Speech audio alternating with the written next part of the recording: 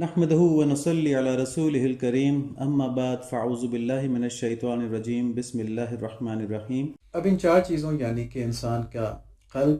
اس کی عقل، اس کا نفس اور اس کی روح، یہ کس طرح آپس میں ایک دوسرے کو افیکٹ کرتے ہیں تو آدمی عمل کے اوپر آتا ہے، اس کو ہم سمجھتے ہیں۔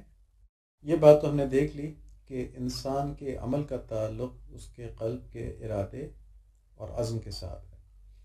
اور قلب کے اندر یہ ارادہ اور عزم کس طرح پیدا ہوتا ہے کہ اس کے اندر روح کی طرف سے اور نفس کی طرف سے اگر دونوں کے اندر قوت موجود ہے، انپٹس آتی رہتی ہیں، عمل کے لیے مطالبات آتے رہتے ہیں کہ بھئی یہ کر لو، یہ کر لو، یہ کر لو، اور پھر جس چیز کی طرف قلب راغب ہو جائے، انسان کا دل راغب ہو جائے، دل چاہنا شروع ہو جائے، تو پھر عقل جو ہے وہ انالیسس کرتی ہے، وہ اپنی انفارمیشن کے مطابق بتاتی ہے کہ یہ کام کرنا فائدے میں ہے یا نقصان میں ہے۔ اور اگر پھر بھی انسان مچل جائے نہیں، یہ کام ضرور کرنا ہے میں نے، چاہے نقصان میں ہو، بے شک عقل بتاتی ہے کہ اس میں نقصان ہوگا، شوگر کھاؤ گے تو ڈاکٹر نے منع کیا ہے، نقصان ہو جائے گا۔ جب انسان مچل جاتا ہے تو پھر عقل اس کے لیے طریقہ بتا دیتی، ٹھیک ہے جا کے مٹھائی خرید کے لے آؤ بازار سے اور کھا لو اس کو نا۔ تو جب عزم پیدا ہو جائے تو پھر عقل خالی اس کے لیے ڈیزائن کرتی ہے کہ اب کس طرح کرنا ہے اس عمل کو، لیکن اس سے پہلے عقل یہ بتاتی ہے کہ یہ ٹھیک ہے یا غلط ہے۔ اب روح کے اور نفس کے انپٹس کیا ہوتے ہیں؟ روح ظاہر آخرت کے لحاظ سے انپٹس ڈالتی ہے کہ تلاوت کرو، نوافل پڑھو، اللہ تعالیٰ کو راضی کرو، گناہوں پر معافی مانگو، گناہوں سے بچنے کی کوشش کرو، خواہ نفس جتنا مرضی کہہ رہا ہو، اپنے وقت کو ضائع مت کرو۔ یہ وقت جتنا بھی ضائع کرو گے یہ نفس کی قوت کا سبب بنے گا، کیونکہ نفس تو سستی چاہتا ہے، نفس تو کاہلی چاہتا ہے اگر دین کے معاملے میں ہو، اگر گناہ کے معاملے میں ہو تو نفس پھر خوب اچھل اچھل کے سامنے آتا ہے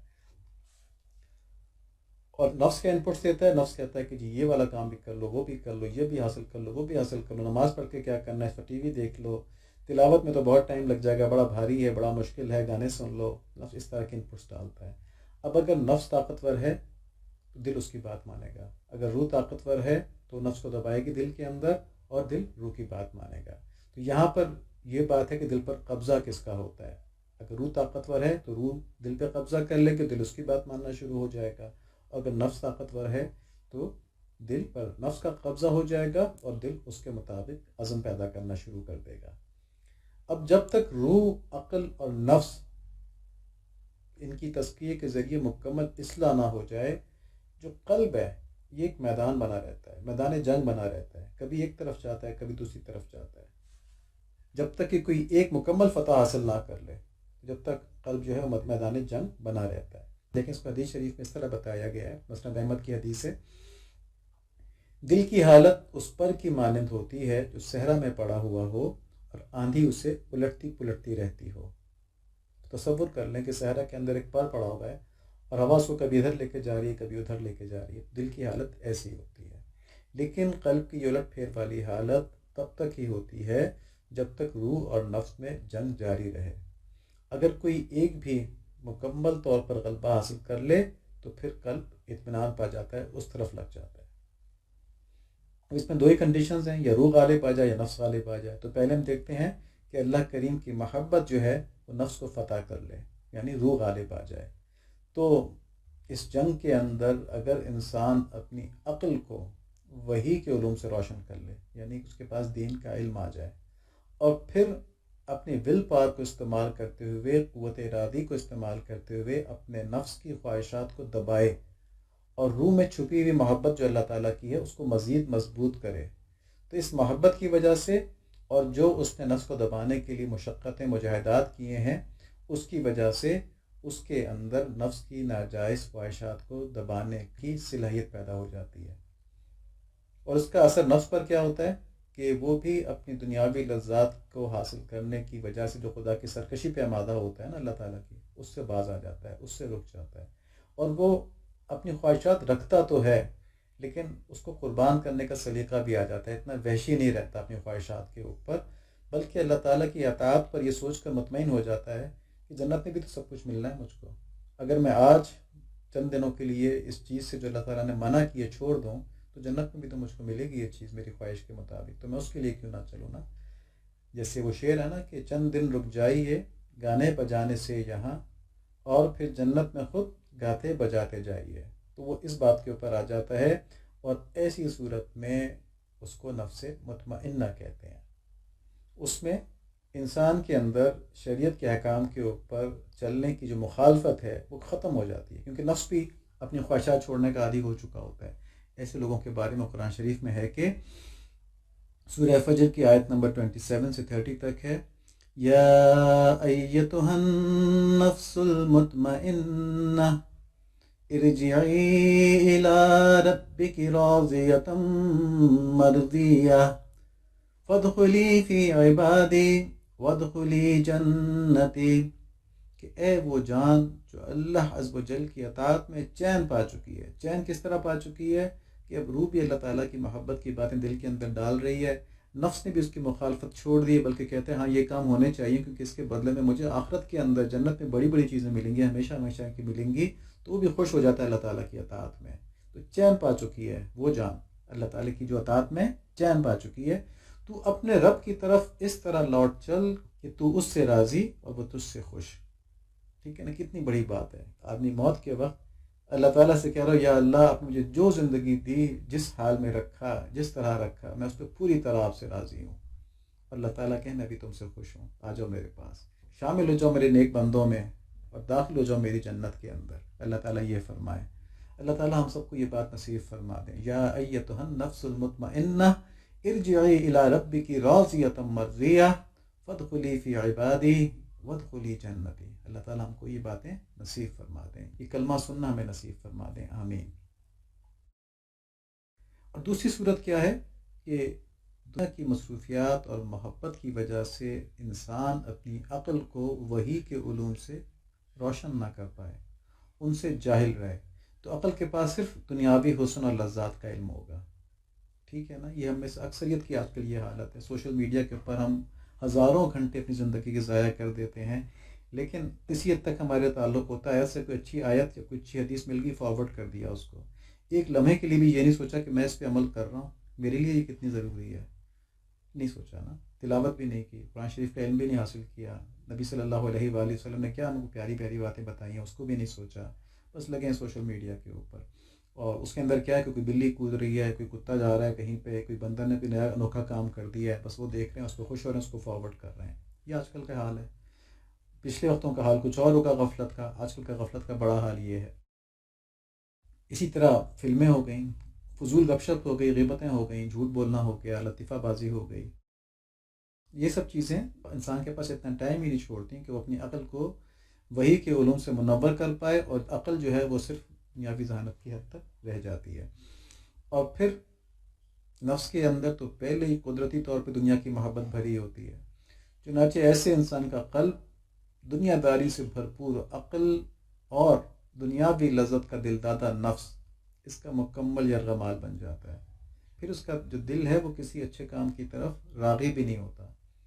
اور ایسی حالت میں کیا ہوتا ہے، روح اتنی بیمار ہو جاتی ہے، اتنی بیمار ہو جاتی ہے کہ وہ بھی اللہ تعالیٰ کی محبت کو فراموش کر بیٹھتی ہے،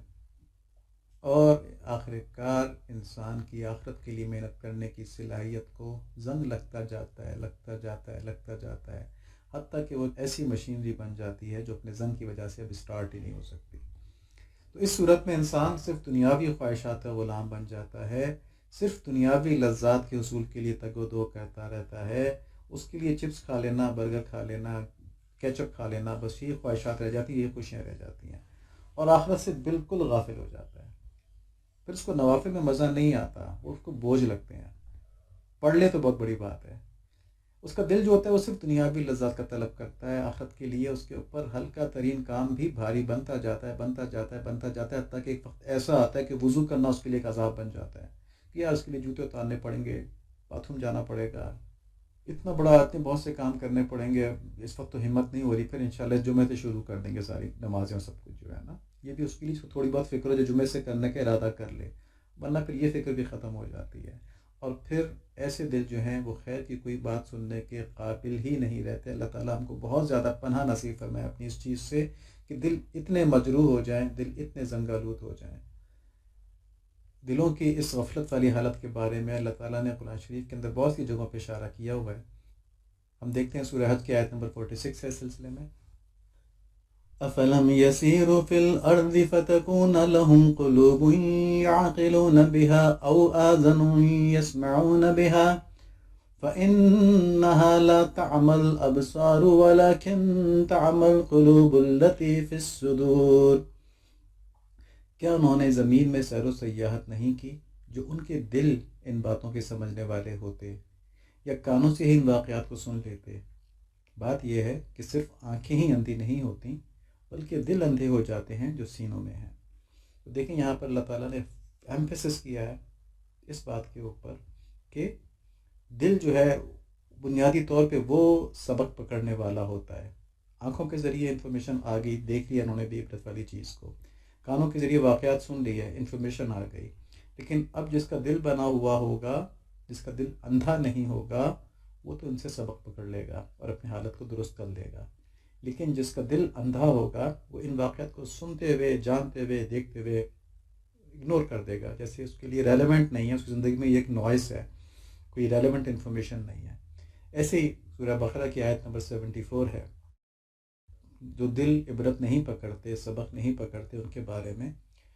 ثم قست قلوبكم من بعد ذلك فهي كالحجارة أو أشد قسوة وإن من الحجارة لما يتفجر منه الأنهار وإن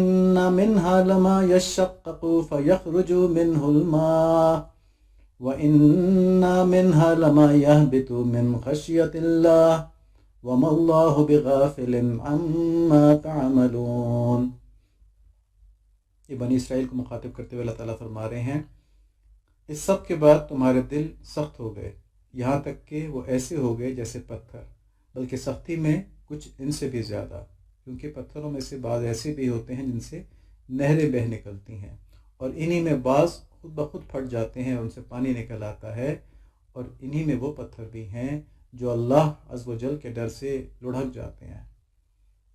اور اس کے خلاف تم جو کچھ کر رہے ہو اللہ تعالیٰ اس سے بے خبر نہیں ہے.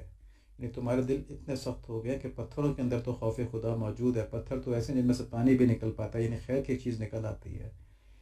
اور پتھر ایسے بھی جو اللہ تعالیٰ کے خوف سے لڑک جاتے ہیں اپنی جگہ سے. اللہ تعالیٰ بتا رہے ہیں، قرآن شریف کی آیت ہے، تو اس میں ہمیں کوئی سوچنے کی ضرورت نہیں پتھر خود بخود کیسے لڑک جاتا ہے، گریویٹی اثر کرتی ہوگی، کچھ اور کرتا ہوگا.